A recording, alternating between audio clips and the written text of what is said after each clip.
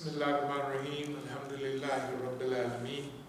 Have we not made for him a pair of eyes, a tongue, and a pair of lips, and shown him the two highways? But he had made no haste on the path that is steep. And what will explain to thee the path that is steep? It is the freeing of the bondsman, of the giving of food in a day of privation, to the orphans with claim of relationship. Then will he be of those who believe and enjoin patience and constancy. This is one of our favorite ayats, a series of ayats, and this is, we've been headed here where we are, where we will be today, for a long time. So bear with me as I try to explain this quantum leap. Quantum leap is like they have it in industry, and they have it when you, in one stage of development, and you just jump over 2 or 3 stages, right? I mean, of development. Yeah. That's called a quantum leap or a quantum jump. We see that right now in not only in industry and artificial intelligence. We see where, believe it or not, just 20 years ago, when you would plug up your internet, it used to have that sound. I remember. Yeah, that was, that wasn't long ago. And to keep up with this stuff is unbelievable, because I would tell my daughters, okay, I'm packing up all of my stuff, like my DVDs and CDs and what have you, because I'm going on the road. They say, you have all of that on your phone. Technically, I didn't believe them. And then 15 years ago, I was coming back on a plane, and there was a white guy sitting next to me, and we was talking, and he had a little gadget, just a little gadget that they had. He says, I got 5,000 CDs and whatever on this little gadget,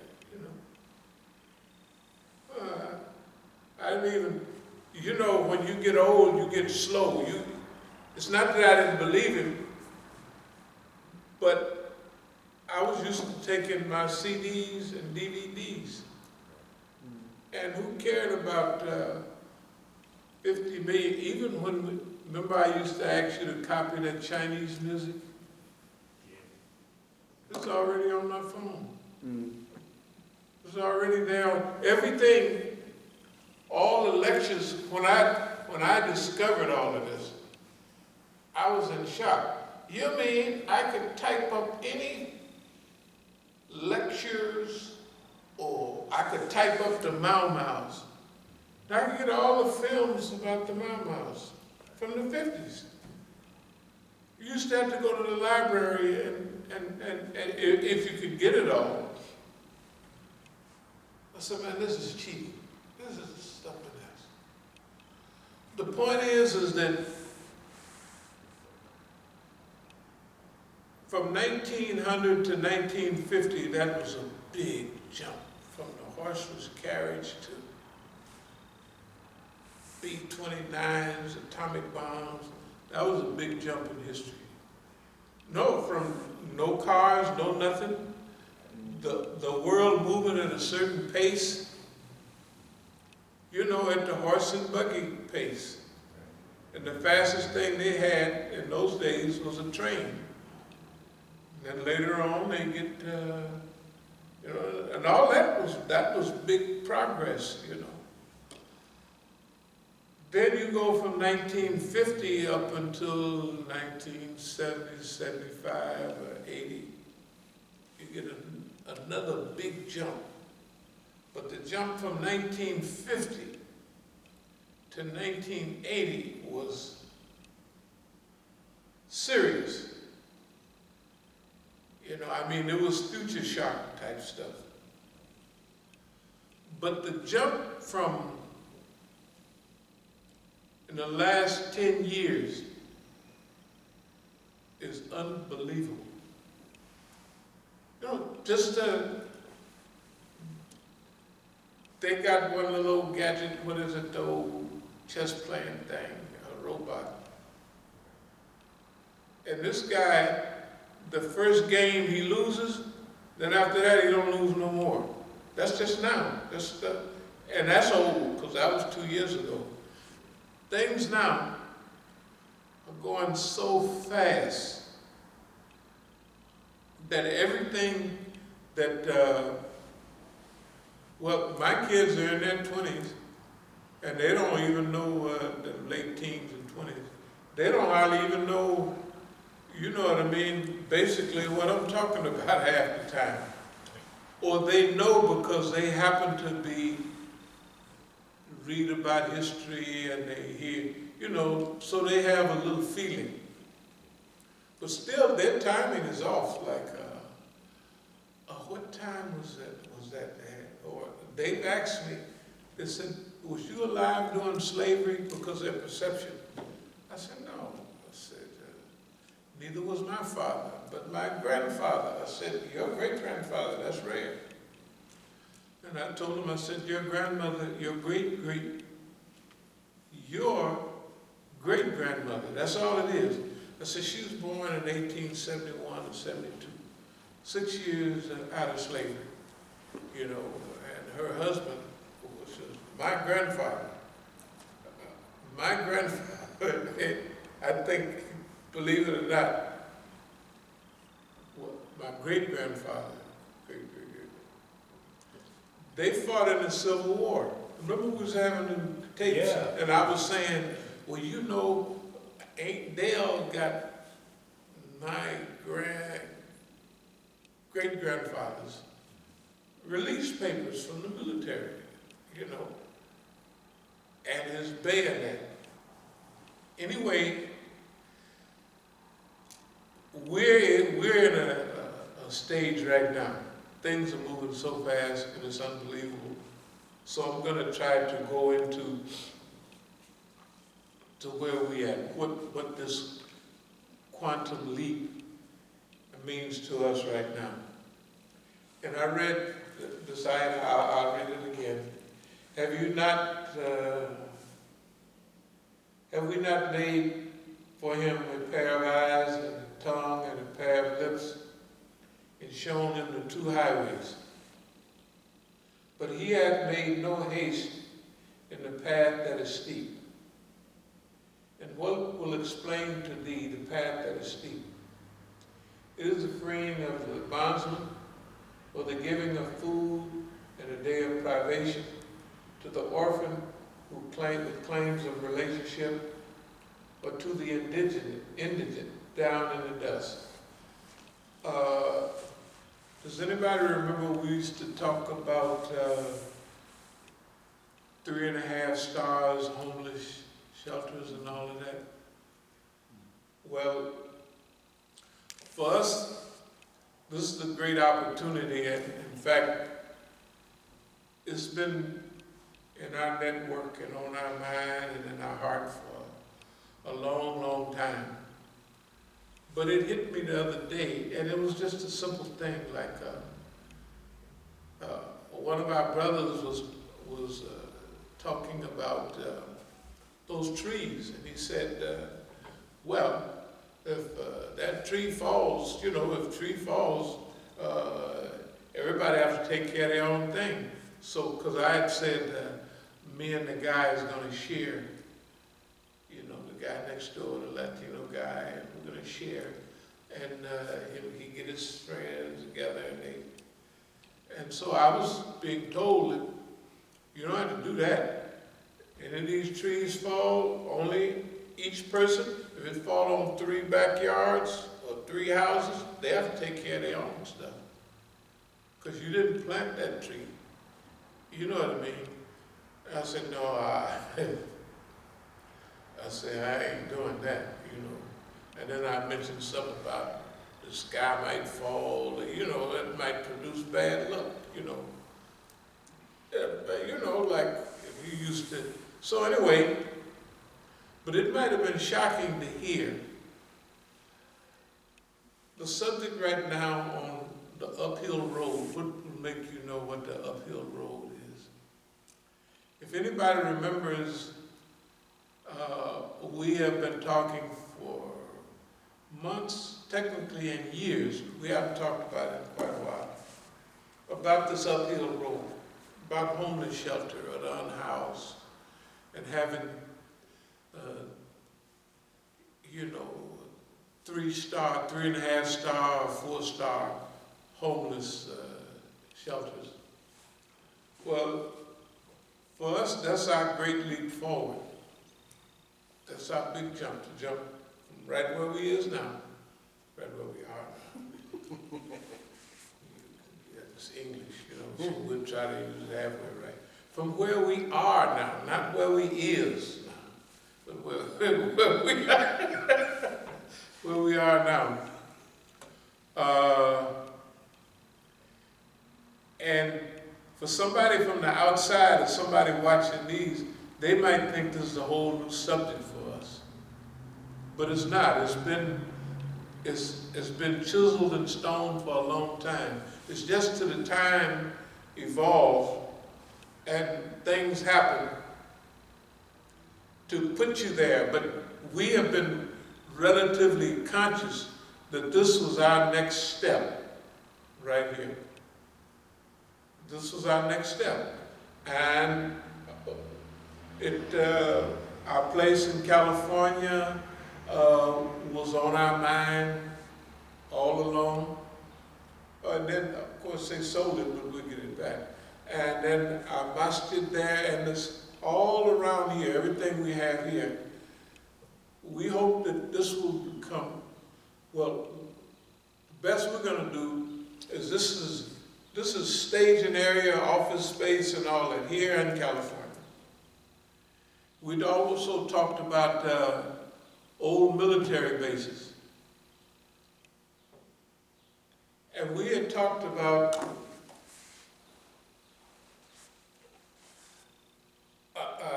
unless you're out in California, sometime in homelessness, has anybody saw what LA looks like, the homelessness and all that? Well, Northern California is the same. And I forget which one has the most. Okay, but you know, about doing good for people, the uphill road. Well, now the uphill road has to be on a gigantic scale for right now, for what I'm talking about. The homelessness is so great, and poverty is, okay. Everybody can see that they're loaning out now trillions of dollars. I have a $1,400 check right here. That's good, that's great. But debt, you know, like since this is we always talk about the standard currency for the day is the US dollar. There are other people moving or getting ready to move away from that. When they move away from that, this thing called a dollar is finished. There's global disaster and there's all kind of, here in America, they just driving straight ahead. They're not even looking to the left or the right. If they got enough for themselves to eat, I mean, you can't even keep them in the house on telling them to wear the mask. Just wear the mask another 3 days and we'll be all right. The heck are you talking about? So people are not focused at all. Now, this homeless thing, and you know, remember, part of our Islam, especially the Salat and Zakat, this is a part of our deen, and we want our next stage to be. The basic idea is this. we'll check out California first. In fact, anybody can look on the internet and look up old military bases or defunct military bases. You know, okay, because we're gonna hit the ground running. What we plan to do, this is our plan. Okay. So our plan is to take, you may not believe it, but we had written out about, when we talk about $100 million and 15 million, this is our theme for this year's strategic management under conditions of repression. As a movement, we currently own and operate close to 15 million in land and property. So when you combine here and there, that's actually what it may not look like it, but that's what it's worth. Absolutely dealing in, without no riba at all. Yeah, we didn't have no, can you imagine? It ain't no Negroes.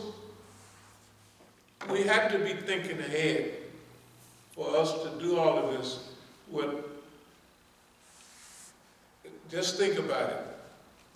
There's been, Boss Man been downtown in total opposition to us since we've been here.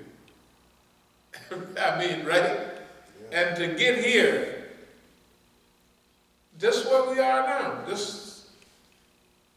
nobody else has even done anything like close to that. Right? I mean, they haven't even, we would be considered a miracle just being here and being alive and got a chance. We fixing to make a comeback. We're going to pick the white. No. So here we are. And so what's been the purpose of all of this? So sometimes you have to let things go by in its own stages. So quantum leap means, basically, we talked about it many times. 3.5 start, that's where we start. Homeless shelters. Well, how would we do that in a meaningful way? Number one, old military bases. Where's the money gonna come from? We're gonna go to California, and wherever we win, that's our goal. And we have to rub Boss Man on the shoulder, somebody tell him Boss Man. Or here's how we quiet him down a little bit. We don't have any skill in management in those big, because it's got to be, in order just for it to be anything, it has to be on a gigantic scale. So we'll have a prototype military base, right? Have all the functions, feed the people, people come from the big city, and they be on the military base, and you know what I mean? And the military bases usually have miles of property around it, and we can plant gardens, and we can do all what we want. We're there. We might get it for $1, from Boss Man. He loan you stuff like that for $1 for that type of project. All the food that comes back, bread, milk, and all that to come back from the stores, that stuff is brand spanking new. So if you got access to Safeways, to Albertsons, what they got out there, all those supermarkets, you have access to all the food you need. Not only you're in California, so our people that are in the homeless shelters can do many things. They can stay there. They can help fight forest fires, right? They can do a lot of good work right there at the homeless shelter. And they can make so much. We could have crews of plumbing crews, the plumbing. to do all other kind of work. In other words, the people will have a choice. In our homeless shelter, they'll have good food, good relaxation, they don't have to pay nothing. And we got everything in the world for them right there. I mean, what I mean is, they throw the bread away. By the truckloads, they throw bread away. After eggs, after they go past a certain date, they gotta send them over. They gotta just break them and throw them away, right? Because they can't sell them. And that stuff is good. Can you imagine eggs, milk, cheese, all that stuff is right there. Right there for the people. Okay, so we collect that. We make those homeless shelters a home away from home. For people that need it. We start with the people who are homeless right now. You don't have to worry. There's thousands of people. I mean, by the literal thousands of people out there already. Nobody love them, nobody taking care of them, nobody nothing. Okay? To help with these camps, you got tons of colonels and generals who've been mustered out, right? And they boys, it's part of them homeless. You know what I mean? Now, we got to make the government comfortable. So if we run in this in an Islamic way with love and compassion and all of that, all we got to do with the colonels and generals that have them, they just retired, but they want to help, right? They want to help. So they can manage them military camps themselves, but with love and compassion. Not with that old military discipline, right? Because we want to help those people. We want to help those people recover. And we want to get a whole crew trained up and ready to go before the big one comes. See, they done borrowed all this money, and they got all this competition. Hey man, could you turn the air on just for a minute? They're going to be in trouble. Air conditioning? Yeah, the air conditioning. Does it feel like it needs a little air? Not to me. Huh? Not to me. Okay, just for a minute or two. Just for a minute or two.